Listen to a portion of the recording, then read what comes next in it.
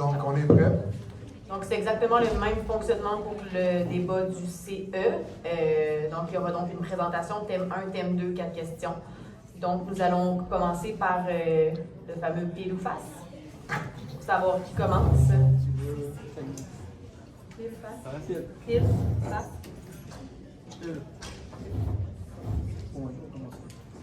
Donc, on va alterner, on va pas comme les autres. donc, le premier thème sera celui de la COP. Il y aura une brève présentation, oui. Alors, bonsoir tout le monde. Pascal Paquette.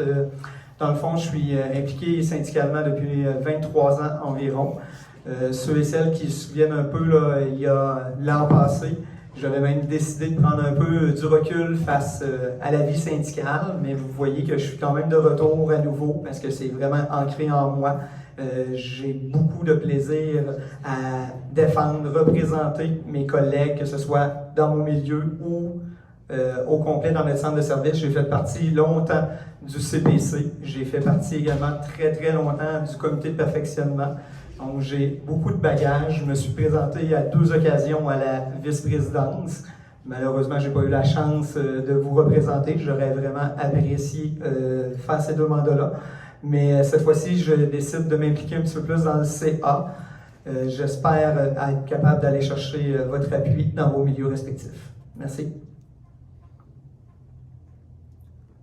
Oui, alors Simon Bain, un peu même chose que Pascal. Depuis que je suis enseignant, je viens de fêter mes 25 ans. Alors depuis 25 ans, je suis impliqué d'une façon ou d'une autre. J'ai fait partie d'à peu près tous les comités qui existent. Il y a peut-être 1 an où est-ce que j'étais sur aucun comité, rien, même pas délégué dans l'école, puis ça me manquait. Alors, puis quand je perdais mes élections, ben, je persévérais, puis je me représentais, puis ça fait partie de moi de défendre les gens. Alors, c'est pour ça que je me présente encore une fois au conseil d'administration. Merci. Merci. Donc, on va enchaîner avec le premier thème, celui de la communication. Est-ce que c'est toujours le même ordre? Oui, c'est ça, on va alterner. Alors, au niveau de la communication, comme rôle du membre du CA, je pense que c'est d'alimenter l'exécutif. On a une problématique au niveau du syndicat pour ce qui est de la communication. Tantôt, il en faisait mention, là, les gens ne lisent plus le courriel, peu importe, mais il va falloir trouver une méthode pour alimenter les gens, que ce soit un genre de... je me souviens plus du nom, là, mais une petite information qui vient clarifier des choses dans votre contrat de travail. Julie commence à faire ça cette année, là, c'est des petits messages, sont clairs, c'est précis, et ça donne une direction. Je pense que les gens ont besoin de dire, regarde, c'est là qu'on s'en va la gang, puis suivez, puis éclaircir, parce que les gens, là, on parle d'ATP, on parle de plan d'intervention, les gens, les enseignants qui font les plans d'intervention alors qu'il n'y aurait pas à le faire, on a beau le dire, là, mais quand ça vient du syndicat, des fois c'est plus sérieux. Mais comment le communiquer, bien c'est ça, c'est un des points que je veux travailler cette année, là, c'est-à-dire d'informer les gens, puis les informer correctement. En gros, là, puis un message positif. Un positif, là, le syndicat, là, c'est pas toujours du négatif. Puis il faut être proactif, il faut aller au-devant. Il faut que les gens disent, ah yes, mon syndicat m'écrit, puis je suis content de lire le message. C'est ça le message qui devrait être passé. Alors, merci. De mon côté, concernant les communications, moi, si jamais je suis élu, ce que je m'engage auprès de mes représentants là, sous-secteur ou secondaire, première seigneurie, ce serait si vous m'invitez, bien sûr, dans vos rencontres syndicales ou juste dans vos écoles, sur l'heure dîner, tout ça, aller chercher le pouls du terrain. Moi, je pense que c'est important, vraiment. Oui, je sais que comme représentants syndicaux, vous pouvez le faire aussi, mais vous avez comme moins de temps juste en rencontre. Là, on a des 2 minutes d'intervention. Donc, sur le CA, je pense que ça serait un bon moyen d'aller consulter nos gens. Oui, ça va me demander de l'implication, mais je suis prêt à le faire. Moi, quand je m'implique dans quelque chose, je compte vraiment pas mon temps. Là. Donc, j'ai pas peur là-dessus. Concernant aussi les communications, il faut les rendre plus optimales. Et à mon avis, ça va passer. M. Comtois l'a parlé tantôt, là, le site Internet, je pense qu'il est un petit peu archaïque. Faudrait le revoir. Faudrait que ça soit facile de venir chercher de l'information sur les questions qui reviennent régulièrement. Moi, je trouve ça complètement aberrant que je vois encore des questions année après année, alors que c'est des choses de base qu'on devrait connaître sur notre convention collective. Donc, il faut vraiment que les gens connaissent mieux leur contrat de travail, puis comme ça va éviter beaucoup de problématiques dans les milieux. Merci. On enchaîne avec le deuxième thème qui est le climat dans l'école. Donc, le climat dans les écoles. On ne se le cachera pas qu'il y a plusieurs thèmes qui font que les climats, des fois, se détériorent dans les milieux. Un des principaux thèmes qui vient vraiment mettre des bisbilles un petit peu dans les écoles, c'est le fameux choix de tâches. Et moi, ça, c'est quelque chose qui me tient énormément à cœur, autant pour les précaires, autant que pour les jeunes enseignants, de comprendre mieux, justement, comment ça devrait être partagé des tâches. Dans plusieurs milieux, on vit sur un régime qui date pratiquement des années 80, alors que ce n'est pas tout à fait ça que la convention collective prévoit. Donc, quand on parle de tâches justes et équitables, c'est un point qui vient vraiment beaucoup chercher de personnes dans nos milieux et qui vient mettre un peu de bisbille. Ça, c'est sûr. Bien entendu, plus on va être bien informé, et mieux outillé à se défendre à nouveau. Donc ça, c'est vraiment un point sur lequel moi, je reviendrai énormément pour les conditions dans les écoles. Bien entendu, on va toujours avoir des gens qui aiment aller dans le bureau des directions pour essayer d'avoir des avantages au détriment, malheureusement, de la majorité.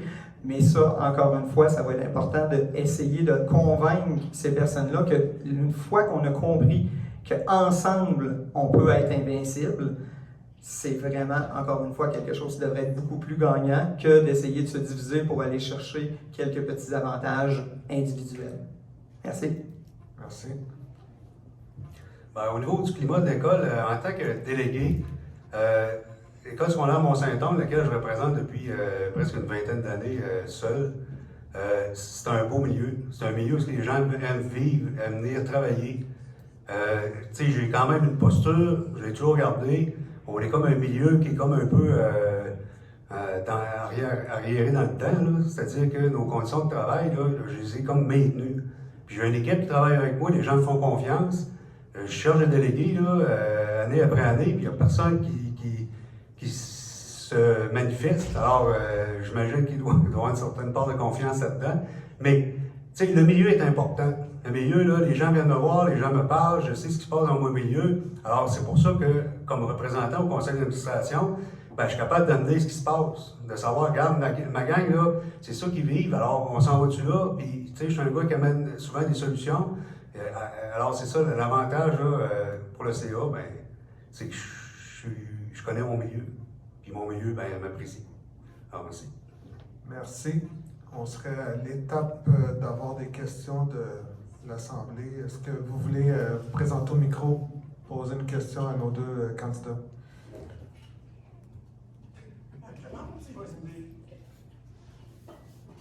Oui. Alors, bonjour, Cindy Garnier, communoise. Milieu de travail, confort sur notre milieu de travail, ça vient beaucoup aussi de notre centre de service. Les conditions, les règles, les consignes qui sont émises. On le sait aux premières seigneuries, ça fait quelques années qu'on a quelques conflits ou encore des points de vue différents entre les deux. Selon vous, quel pourrait être l'élément important entre notre centre de service et nos écoles pour maintenir un bon climat de travail et un environnement dans lequel il est agréable de travailler? Merci. Est-ce qu'on commence? Ça commence à moi. 2 minutes pour répondre. La relation syndicat, commission scolaire, là, on dirait que comme il y a des vieilles choses là, qui traînent depuis longtemps, il y a comme des petites gaguères intestinales, mais semble-t-il, selon ce que j'ai, que la nouvelle personne au RH, il devrait y avoir un changement de mentalité. En tout cas, on a intérêt à se parler. Puis se parler sur le sens du monde, là, à un moment donné, il faut travailler ensemble. J'ai comme eu une petite vision là, sur le sondage qu'il y a eu pour la qualité de vie, là, puis je vous dirais que la commission scolaire a du chemin à faire. Mais d'un autre côté, le syndicat aussi, il faut qu'il prenne sa place. Puis, tu sais, il faut établir une discussion là, sur le sens du monde, puis se respecter, puis normalement, ça devrait bien aller. Merci, M. Paquette. Un peu dans le même ordre d'idée que M. Aubin. Effectivement, moi, je suis vraiment d'avis où il faut collaborer, il faut travailler ensemble. C'est sûr que des fois, notre centre de service n'est pas toujours d'adon et sont difficiles à convaincre, mais pour avoir travaillé autant au CPC qu'au comité de perfectionnement, je pense avoir démontré dans ces deux comités-là que je suis capable de faire preuve avec un argumentaire solide, d'être capable de gagner des points. Moi, je pense que ces gens-là ont souvent besoin d'être convaincus parce qu'ils sont persuadés dans leur tour d'ivoire qu'ils ont la vérité absolue. Mais lorsqu'on arrive avec des arguments, c'est possible de faire changer leur avis. Je l'ai vu là, régulièrement sur le terrain. Donc, ça, c'est le premier point, assurément, qu'il faut travailler. Bien entendu, mais ça revient à ce que j'ai mentionné tantôt, hein, Mme Gagné, si on sent que tout le monde est derrière nous, l'équipe est beaucoup plus forte que si on est uniquement une vingtaine à croire à quelque chose. Donc, l'unité dans des dossiers comme ceux-là vont être essentielles. Merci. On serait prêt pour une deuxième question. Micro numéro 4. Monsieur Bernier, Samuel de Champlain. Pour avoir été déjà 9 ans sur le CA moi-même et pour vous connaître un peu les deux depuis moins de 20 ans dans mon cas, je me demandais, sur un CA, souvent, vous savez, en tout cas Pascal, tu dois t'en douter, là, il y a des débats. Il y a des débats qui sont franchement intéressants et il y a un super beau esprit de corps aussi parfois. Il y a des fois, évidemment, des flamèches. Je me demandais quelle importance accordez-vous à l'obtention d'un consensus autour du CA, combien de temps, par exemple, d'amener des décisions, d'amener, de faire un rapport devant le CD, par exemple. Donc, à quel point trouvez-vous primordial pour un CA d'obtenir son consensus? Merci. On commencera avec M. Paquette. Donc, effectivement, M. Bernière, le consensus, il est, à mon sens, vraiment primordial et très important. Je comprends très bien le sens de votre question. Je pense qu'au cours des dernières années, vous avez cru comprendre que j'aime débattre.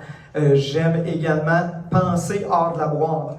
Mais souvent, j'ai pas de problème à me rallier, mais dans certains dossiers, puis la dernière négo nous le démontre, je pense avoir eu raison de me tenir debout dans certains dossiers et je ne le regrette pas à nouveau de l'avoir fait. Mais effectivement, d'être le plus régulièrement en consensus, c'est important, mais de reconnaître également que la force de d'autres personnes, d'être capable d'anticiper, d'analyser. Rappelez-vous, dans plusieurs dossiers, là, lors de la dernière négo, on en a parlé ce soir, hein, les mentors, je l'avais mentionné, que c'était une job garantie à vie par la suite. Il est écrit dans le texte de notre convention collective. On ne l'a pas vu venir vraiment. Ça, je trouve ça décevant. Donc, ça n'est une des raisons pourquoi, à l'occasion, c'est vrai, je ne me rallierai pas parce que j'ai besoin d'un vrai argumentaire pour être capable, hors de tout doute, que ça va être bon pour l'entièreté des membres. Donc, dans ce temps-là, je n'ai pas peur de me tenir debout et de le faire même s'il y a 3000 personnes qui pensent complètement l'opposé de moi-même. Ça, je suis capable de le faire aussi, mais oui, rendu en délégué dans un rôle comme celui du CA, effectivement, d'avoir un consensus, c'est beaucoup plus large, en effet, et ça va être important. Mais je pense que c'est la personne qui va amener ce débat-là et qui va faire réfléchir peut-être différemment de la boîte qu'on est habitué de peut-être depuis trop longtemps, à mon sens. Merci. Merci. Autour de M. Aubin. Oui, consensus très important. Je suis un des premiers à souvent voter contre des propositions au conseil d'administration, là, pour ceux qui savent, qui me connaissent, là. Mais je vais me rallier. Souvent, je vais me rallier. En 20 ans, je n'ai jamais vu quelqu'un être dissident au niveau du conseil d'administration. Il n'y a pas de décision là, de la fin du monde, là, mais ça reste que oui, le consensus, c'est primordial. Puis des choses que je dénonce, c'est à un moment donné, là, quand l'exécutif fait une présentation en avant, puis que tu as les 10 membres du conseil d'administration qui viennent se pointer au micro pour renforcer l'idée de l'exécutif, là, je trouve qu'il y a un problème. Normalement, là, on parle d'une seule fois avec l'exécutif parce qu'on a pris des décisions avant, alors c'est important de les respecter. Puis, la décision, c'est toujours de mise, quelqu'un qui n'est pas capable de vivre avec une décision, là, mais c'est pas quelque chose qui arrive. Merci. Ça complète. On pourrait avoir une troisième question. Micro numéro 1. Déby, la Courvilloise. Messieurs, je vous connais quand même assez bien. J'ai travaillé de loin et de près avec chacun de vous. Alors, je ne serai pas originale parce que je vais reprendre ta question, Pascal. J'aimerais ça connaître vos forces, vos faiblesses. Donc, 2 forces, là, mais une faiblesse également. Ce qui va m'aider à prendre une décision aussi. Merci. Est-ce qu'on commence? Ouais. Non, mais persévérant, franc et bougon. Mais je suis quand même souriant, je suis quand même fin. Merci, Monsieur Paquet. Donc, pour les qualités, justement, ma grande capacité d'analyse, être capable d'anticiper les coups vraiment longtemps d'avance, je pense que ça, c'est une très grande force que je possède. Une autre qualité, je pense, moi aussi, je ne serais pas original, mais comme M. Aubin, je suis persévérant. D'ailleurs, quand M. Aubin disait que malgré des défaites en élection, souvent c'était contre moi au Mont-Saint-Anne. D'ailleurs, je mentionnerais M. Aubin, que ça fait pas 20 ans que vous êtes seul. On a travaillé ensemble il y a moins de 10 ans, mais c'est pas grave, je vous en tiendrai pas rigueur, M. Aubin. Ceci étant dit, pour mes deux forces, ma plus grande faiblesse, à mon avis, c'est mon tempérament qui est peut-être un peu bouillant. Je sais que je suis quelqu'un qui va être très intense. Tantôt, M. Comtois a mentionné ce point-là. Je pense que s'il y en a un qui était capable de le comprendre, c'est bien moi, mais je suis capable de faire preuve de grande ouverture malgré ce défaut-là. Merci. Est-ce qu'une 4e personne voudrait une dernière question? On en serait donc au mot de la fin pour chaque candidat, 2 minutes. Bien, dans le fond, à nouveau, je vais solliciter votre aide à mentionner à vos membres dans vos écoles respectives que de voter pour Pascal Paquette. Bien, d'un, oui, c'est du changement, parce que ça serait la première fois que je serais sur le mandat du CA. Moi, je pense que de faire une rotation, d'avoir du sang neuf dans une organisation syndicale, c'est essentiel. Ça fait garder de la vie dans ce domaine-là. L'autre chose que je veux mentionner également, c'est que j'ai quand même fait 3 milieux. J'ai été longtemps à la Courvilloise, c'est pour ça que Mme Déby-Denis me connaît bien. J'ai été longtemps également au Mont-Saint-Anne et j'en suis à ma 8e année déjà à l'École de la Seigneurie. Donc, j'ai déjà plusieurs visions en part de toutes les écoles que j'ai faites en suppléance parce qu'à l'époque, on n'était pas chanceux comme aujourd'hui de sortir et d'avoir un poste 3 ans après. Donc, j'ai fait 2 années complètes de suppléance. Donc, je connais pas mal toutes vos écoles respectives. Je pense être connu dans pas mal toutes les écoles, des fois pour des mauvaises raisons. Malheureusement, ma réputation me suit un petit peu partout, mais c'est ça, je vais vous dire ce que je dis souvent à plusieurs qui ont osé dans les différents milieux auxquels j'ai été élu comme représentant syndical afin de les représenter. M'essayer, c'est m'adopter. Merci. Dernier mot, M. Aubin. Alors, moi aussi, je vais vous inviter à voter pour moi, en tout cas à pousser ma candidature. Présentement, cette année, je suis impliqué au comité AGA, CPE, CE. On a mis sur pied un comité de santé mentale. Je suis sur le comité de perfectionnement. Alors, je suis quelqu'un d'impliqué, je suis quelqu'un qui est disponible. Je connais quelqu'un qui connaît mon milieu. Je possède une certaine expertise. Ça fait 20 ans que je suis CA. On sait que les vice-présidents, présidents, ça bouge beaucoup, là. Alors, ça prend comme un peu de stabilité pour savoir d'où est-ce qu'on vient. Alors, je possède quand même un certain bagage au niveau de l'historique du SERQ.